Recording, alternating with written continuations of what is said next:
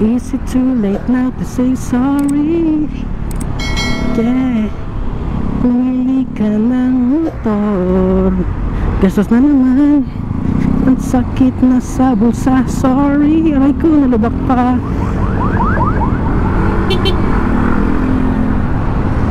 Oh, bago pa lang ang brakes. Hindi pa siya ganun kakapit. So, kailangan magdahan-dahan. Medyo matigas. Or I mean, hindi pa siya lumalapat ng gusto. Yung brake pad dun sa brake disc natin, or disc brake, whatever.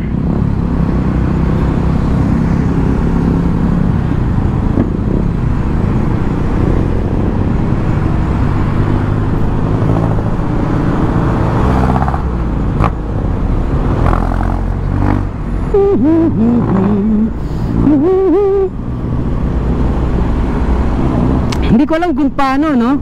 Pero sa kuya ko, binili niya rin ng, ewan ko, cash ba yun? Installment. Pero parang installment na medyo cash eh. Kasi 120 yung dinaw niya eh. Konti na lang yung installment.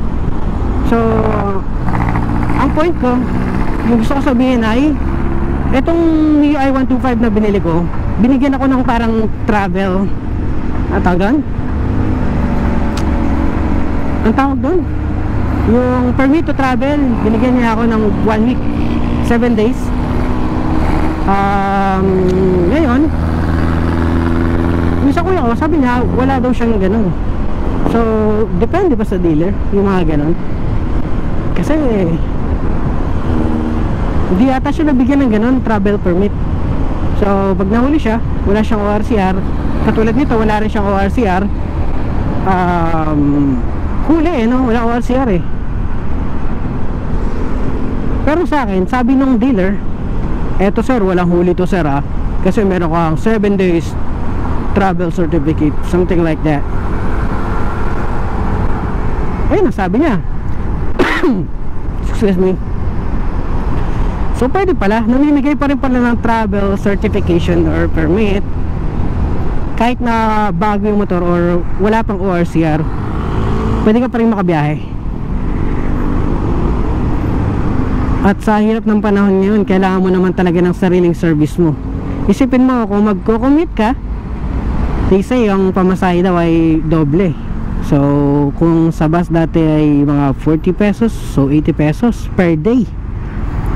Kung mag 80 pesos per day ka, money wise, magmumotor ka na lang, di ba? Kasi yung binabayad mo, mapupunta pa sa'yo, mababayaran mo. Hindi katulad ng,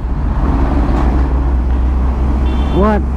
Sir, relax ka lang, kita mo may nag-overtake eh. Going back, nasa na ba tayo? Yun, tungkol sa pagbili ng bagong motor, ano, kumpara sa pagkukommute. Pag nag-commute ka, malaki gastos mo, tapos yung pera mo tapon ng tapon ng tapon, kasi hindi naman napupunta sa'yo yung binabayad mo, pamasahe, diba? Eh kumpara pag bumili ka ng bago.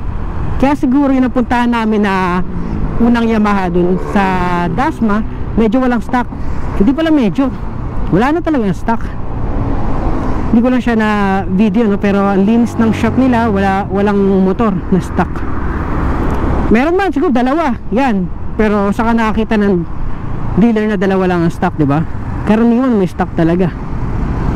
So nakaka-amaze lang na ang daming kumukuha ng motor ngayon kasi nga pandemic. Siguro ano, naisip din nila na kaysa naman mamasahe sila eh, bilhin na lang sila ng motor o mag-installment na lang sila ng motor, di ba?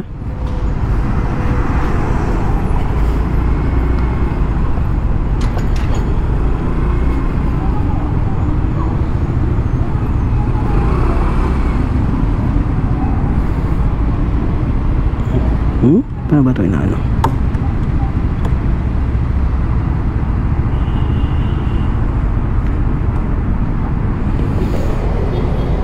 Wow, meron na tayong 6 kilometers pala na tinakbo. So wait a minute, mag-chat lang muna ako. Bye for now.